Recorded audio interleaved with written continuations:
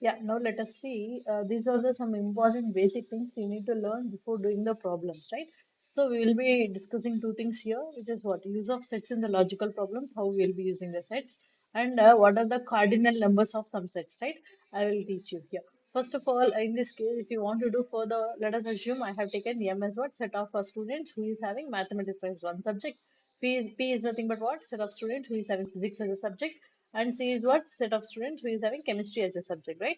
So let us see how we will be applying set theory in this case problems, right? Whenever if you see m dash, m complement, we will write it as a m dash or we can write it as a m complement. What was the meaning of this?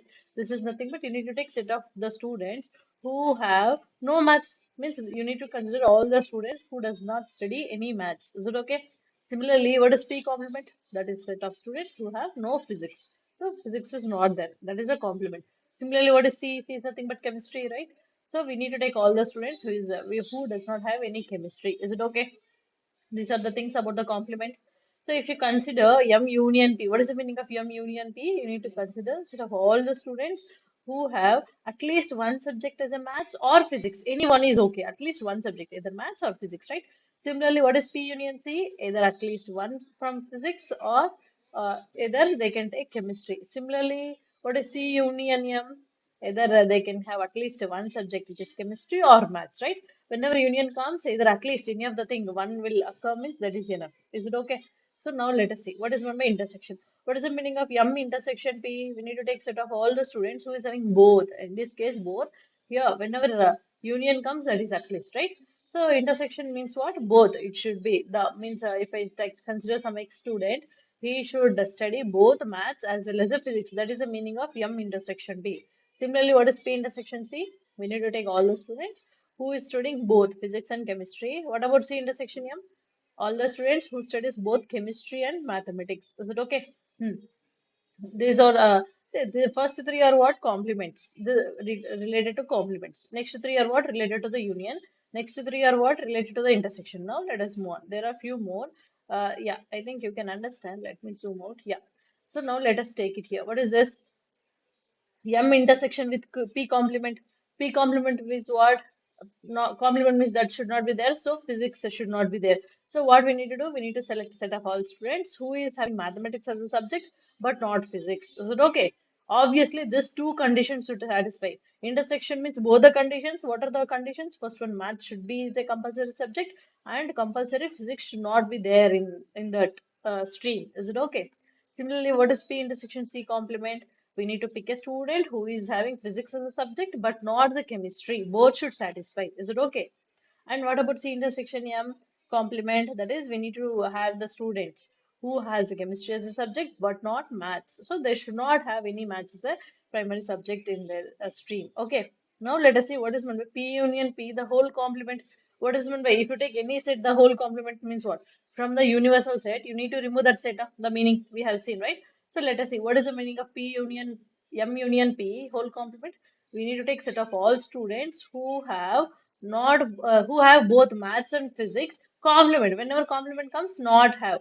So you need to consider all the students who does not have both maths as well as the physics as their what common subject, right? This thing I can actually rewrite as what M complement intersection with P complement. We need to take the students who does not have maths and also the student who does not have physics. The same thing I can written in this way. Similarly, what is P union C complement? You can write it as a P complement intersection with C complement. You need to take the student who does not have physics as well as the chemistry as a main subject. Is it okay? See, these are the things. While if you went to some other for application of a jobs or whatever it is, or some institute you want to do for the higher education, they'll be telling like English should be one primary subject here, math should be some primary subject here, like that, right? In that case, it will be helpful for you, right? That kind of problems they will ask. Don't worry, these are the basic things you need to learn. I will do all the problems related to that. You can check the playlist, okay? In set theory. Now let us continue. What is this? This is C union M complement. M whole complement. What is the meaning of C union M whole complement? Set of all the students who is not having both physics, math, what is this? Maths and chemistry. So actually, I can rewrite it as C complement. Union will become what? Intersection with M complement. Are you getting my point here? Yes. So now let us see. Last two things is left over. Let us. There should be a bracket here. What is the meaning of M intersection P intersection C? You need to take all the students who is having all the maths, physics, chemistry as a primary subject in their stream, right? Intersection means all the three should be there. What is meant by union? P union, M union, C. Set of all the students which have three subjects. Three subjects means what? You can take the people who is having only maths, or you only physics, or only chemistry, or anything will work. Union means anything will work. Is it okay? Yeah. So these are the minimum basic things you need to learn. You need to know about it, right? While doing the problems, I will do the problems. Okay. Now let us consider there is something like cardinal numbers of some sets. What is meant by cardinal number? These formulas are very important. Okay. Now let us see what are they. Whenever if you have, see, let us consider three sets. What is that? ABC or the finite sets, where U is a universal set, which is a finite universal set, right? So we already know what is A complement. A complement is nothing but U minus A. Agree? So what is N of A? N of A means what? Number of elements in set A. So if you want to apply N of A complement, the same formula. Try to apply N for this number of elements in the universal set minus N of A. Is it okay? Yeah, so this is a very famous and the very important formula here. N of A union B is nothing but what? N of A plus N of B minus N of A intersection B. This thing actually I can rewrite it as N of A. Let me write it down. This will be what? N of A intersection B is also I can write it as N of A plus N of B minus N of A union B. Is it okay? Simply what I have done, I have sent this term to the left side term to the right side. Is it okay? Now let us see. If you have disjoint sets, what is meant by disjoints here? There should not be any common between them. Means what? A intersection B will be what? It is a phi. So there is no common element, right? So if I apply A union B, what is the formula? N of A plus N of B minus N of A intersection B. If A intersection B is phi, number of elements in it, zero elements. In that case, I may get this as a formula. This is a corollary for this. Is that okay? And what about this one? If you remember, we have done one formula. What is that formula? A intersection B complement means what? See, if you did not understand these things clearly, I'll do some problems from the Venn diagrams also. From the Venn diagram, you will understand how I'll be writing A intersection B complement as A minus A intersection B, right? I will do separate lecture for that. Okay, yeah, you can like with the help of a set Venn diagrams, right? So with the help of that, what we can say? N of A intersection B complement is nothing but N of A minus N of A intersection B. Similarly, what is this? Yeah, as already you know, A complement intersection B complement. Actually, I can write it as A union B the whole complement, right? If you want to apply the number of elements in its complement means what? So I can actually rewrite this inside term as in this way. Is it okay? And if you want to find the complement of that set, number of elements in the complement means from the universal set, I'll be removing the same. Is it okay?